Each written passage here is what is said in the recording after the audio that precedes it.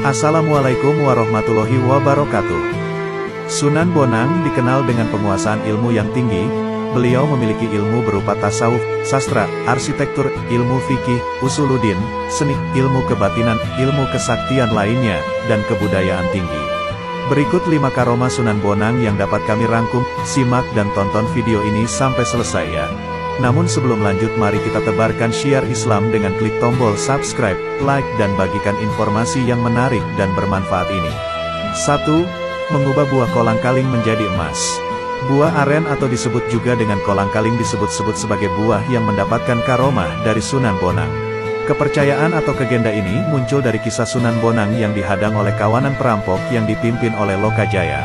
Lokajaya adalah perampok yang menguasai hutan Jatisari saat itu. Lokajaya adalah Raden Mas Said yang waktu itu belum menjadi seorang wali dan menjadi perampok yang kejam untuk merampok para pedagang yang melewati hutan Jatisari. Ketika Sunan Bonang melewati hutan Jatisari, beliau dicegat oleh Lokajaya. Melihat tongkat Sunan Bonang yang berlapis emas, Lokajaya berkeinginan untuk mengambilnya secara paksa. Namun ketika Lokajaya mendekat untuk merebut tongkatnya, Sunan Bonang menunjukkan tongkatnya ke arah buah aren sambil berkata, "Lihat itu, lebih banyak emas di sana." Dan benar-benar nyata, buah aren atau kolang-kaling yang ditunjuk berubah menjadi emas. Melihat hal itu, Lokajaya menjadi sadar, dan ingin berguru kepada Sunan Bonang. Dan akhirnya berandal Lokajaya atau Raden Mas Said diterima sebagai muridnya dengan syarat menjaga tongkatnya yang ditancapkan di pinggir kali. Hingga 3 tahun berselang, Sunan Bonang baru ingat dan akhirnya menghampiri Raden Mas Said yang bertapa menunggu tongkat Sunan Bonang di pinggir kali. Karena itulah, maka setelah belajar dengan beliau, dan diangkat menjadi seorang wali, maka Raden Mas Said dikenal dengan nama Sunan Kalijaga, penjaga kali atau sungai. 2. Sunan Bonang didatangi Brahmana dari India. Ketenaran Sunan Bonang bukan hanya terkenal di Nusantara, namun juga terkenal hingga luar negeri. Nama Sunan Bonang terkenal hingga negeri India. Untuk itu ada seorang Brahmana dari India yang ingin bertemu dengan beliau untuk beradu kesaktian dan wawasan. Brahmana dari India ini kemudian berlayar ke Jawa untuk menemui Sunan Bonang. Namun dalam pelayarannya ini, kapal yang ditumpanginya karam dan tenggelam beserta buku-buku atau kitab-kitab yang dibawanya. Sang Brahmana selamat, dan terdampar di pantai Tuban dalam keadaan pingsan. Ketika siuman, dari kejauhan terlihat ada orang berjubah putih dan bertongkat mendekatinya. Sang Brahmana memperhatikan orang tersebut dan bertanya, "Tempat apakah ini namanya?" Sebelum memberi jawaban, orang berjubah putih itu kemudian menancapkan tongkatnya di depan Sang Brahmana. Kemudian bertanya tentang maksud dari perjalanan Brahmana hingga karam di lautan. Sang Brahmana bercerita kalau niatnya adalah menemui Sunan Bonang untuk mengadu ilmu pengetahuan dan kesaktian. Namun karena kapal yang ditumpanginya karam, buku-buku dan kitab-kitab yang ia bawa ikut tenggelam.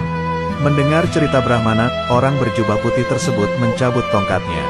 Seketika itu Sang Brahmana terkejut, karena dari lubang bekas tongkat itu keluar air dan memancar dengan deras. Selain itu juga muncul buku-buku dan kitab-kitab Sang Brahmana yang tenggelam di laut. Orang berjubah putih itu berkata, "Bukankah ini buku-buku dan kitab-kitab yang engkau maksudkan?" Dengan peristiwa ini Sang Brahmana tidak ragu lagi bahwa yang dihadapannya adalah Sunan Bonang. Kemudian Sang Brahmana berjongkok dan bersujud di hadapan Sunan Bonang dan memohon maaf serta meminta agar dijadikan sebagai muridnya. Dan air yang memancar keluar dari lubang itu, sampai sekarang masih mengalirkan air tawar, oleh masyarakat Tuban, disebut sebagai sumur Brumbung atau Bung. 3. Mengubah aliran Sungai Brantas. Dengan kesaktian dan kemampuan Sunan Bonang, beliau dapat mengubah aliran Sungai Brantas di Jawa Timur. Hal ini dilakukan karena banyak yang enggan menerima dakwah beliau di aliran Sungai Brantas. Maka beliau memindahkan aliran Sungai Brantas agar tidak melalui wilayah tersebut.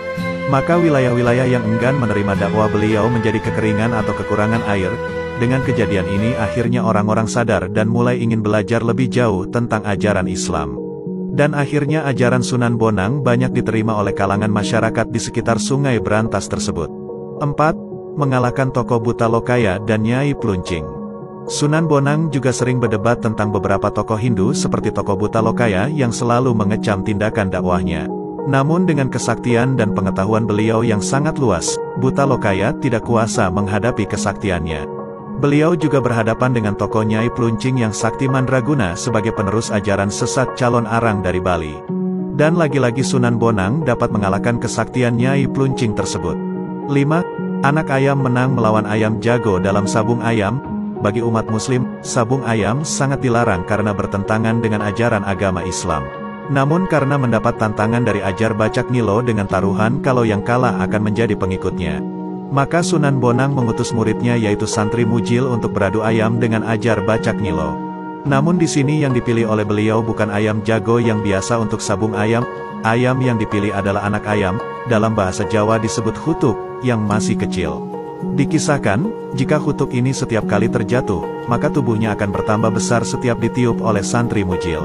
Sampai akhirnya anak ayam milik Santri Mujil ini bisa mengalahkan ayam jago milik Balacak Nilo. Itulah beberapa karomah Sunan Bonang yang sangat luar biasa, dan hanya seorang wali Allah yang memilikinya.